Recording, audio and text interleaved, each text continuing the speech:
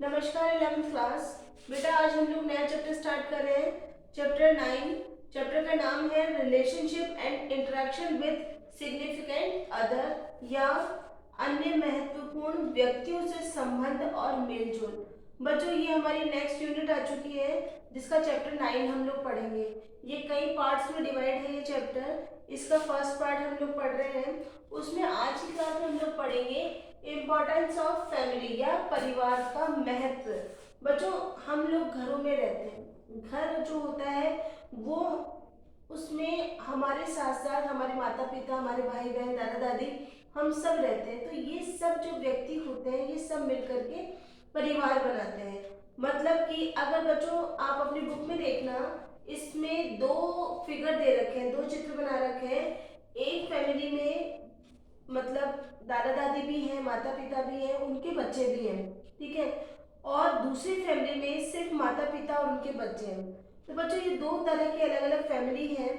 तो ये सभी एक दूसरे के साथ या तो खून के रिश्ते के कारण, अगर उनका ब्लड रिलेशन है तो इस कारण से रह रहे हैं, या फिर इनके आपस में विवाह मैरिज के कारण ये लोग परिवार के रूप में एक साथ रह रहे हैं।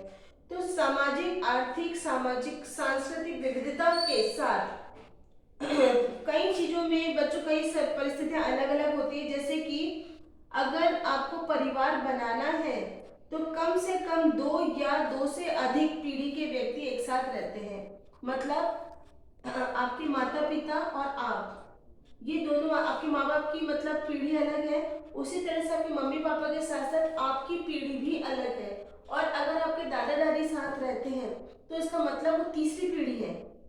तो अगर कोई परिवार बनता है तो उसमें कम से कम दो से अधिक पीढ़ी के व्यक्ति एक साथ रहते हैं, जिसमें माता पिता, बच्चे, दादा दादी, माता पिता के साथ साथ अन्य वयस्क अविवाहित बच्चे जिनका एक दूसरे का खून का या विवाह का संबंध होता है, ठीक है। तो ये मीन्स होता है परिवार। परिवार में हम लोग उन लोगों को रहने के लिए अनुमति प्रदान करते हैं जो एक साथ जिनका खून का रिश्ता हो, ठीक है। आप खुद सोचो आपकी फैमिली में कौन कौन रह रहा है। उसमें एक तो आपके भाई बहन जिनसे आपका ब्लड रिलेशन है, वहीं आपके माता पिता से भी आपका ब्लड रिलेशन है।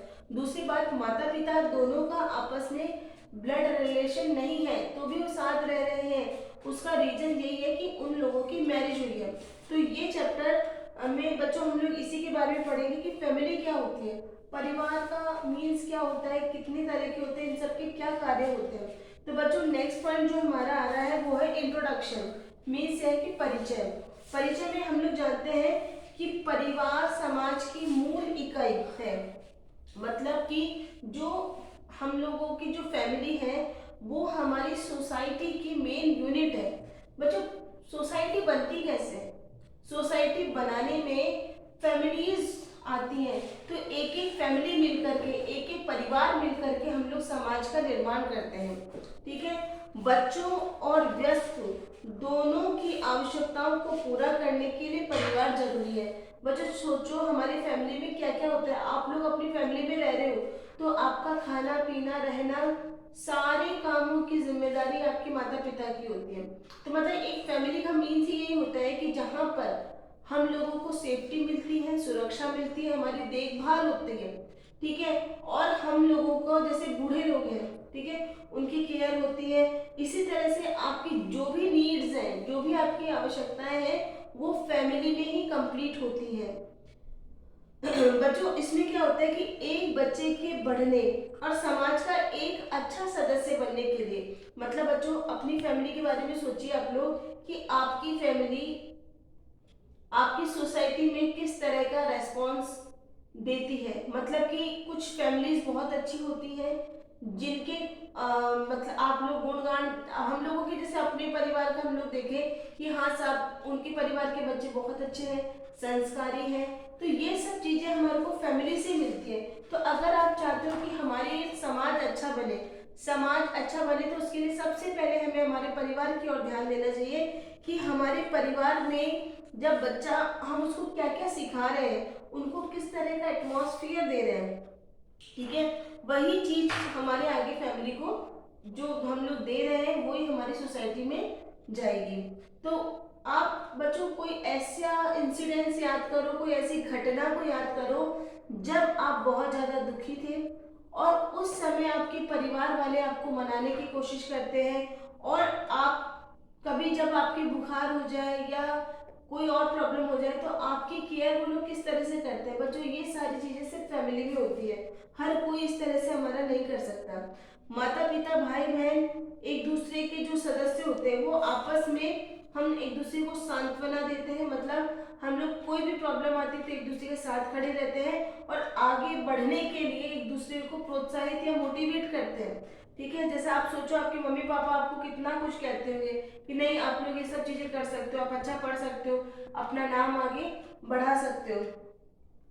बच्चों अब वापस हमारा टॉपिक चेंज हो रहा है कि सभी बच्चे भाग्यशाली नहीं होते हैं। कई बार क्या होता है कि माता पिता दोनों एक साथ एक ही छत के नीचे नहीं रहते हैं, जैसे अपने माता पिता अपने साथ रहते हैं और अपन सब एक ही छत के नीचे रहते हैं, लेकिन आप आसपास में कुछ ऐसे बच्चों को भी देख सकते हो जो जिनके माता पिता एक साथ नहीं रहते हैं। ऐसे माता पिता का कुछ भी रीजन होता है, कई बार होता है कि मृत्यु के कारण अगर दोनों में से किसी एक की मृत्यु हो जाती है तो वो अपने माता पिता में से किसी एक को खो चुके होते हैं, या फिर ऐसे मामलों में जहाँ जीवित माता पिता सामान्यतः दोनों जब होते हैं तो वो अपना दायित्व निभाते हैं, लेकिन कई बार जब एक व्यक्ति नहीं होता तो ऐसी स्थिति में दादी नानी मौसी चाची ये सब आपकी मदद करते हैं आपके परिवार को आगे चलाने में। ऐसी परिस्थिति में बच्चों की देखरेख एक ही अभिभावक द्वारा होती है। कई बार क्या होता है बच्चों कि मम्मी पापा में कुछ प्रॉब्लम्स आ जाती हैं, उनके मतभेद हो जाते हैं, तो इस कारण से भी वो एक दूसरे से अलग रहते हैं। तो अलग रहने के कारण जिसके पास जिम्मेदारी आती है वही बच्चे की केयर करता है, ठीक है। तो इस कारण भी हो सकता है कि आपको एक ही अभिभावक के द्वारा एक ही पेरेंट्स के द्वारा उनकी बच्चों की केयर की जाती है। इसी तरह से बच्चों हम लोग जानते हैं कि कई बार बच्चों को अपने परिवार से अलग देखो कोई नहीं होना चाहता, हम लोग सब अपनी फैमिली में रहना चाहते हैं, लेकिन कई बार ऐसे रीजंस आते हैं जिसके कारण परिवार बिछड़ जाते हैं, जैसे कि बाढ़ आ जाए, भूकंप आ जाए, या कोई ऐसी और कोई प्रॉब्लम आ जाए जिसके कारण बच्चे बेसहारा हो जाते हैं और वो अपने आप को ऐसी जगह पाते हैं जहाँ पर या तो उनकी कोई संस्था उनकी देखभाल करती है या कोई उनको गोद ले लेता है, ठीक है। तो ऐसे बच्चों को हम लोग अनाथ बोलते हैं और इन बच्चों की जिम्मेदारी हमारे राज्य पर होती है, ठीक है। जहाँ जिस शहर में आप रह रहे हो, जैसे अपन लोग राजस्थान में हैं तो राजस्थान सरकार की जिम्मेदारी होती है कि ऐसे बच्चों की वो जिम्मेदारी ले सके। तो बच्चों आज की क्लास में हम लोग इतना ही करेंगे, नेक्स्ट क्लास में हम इसके आगे का करेंगे। Thank you.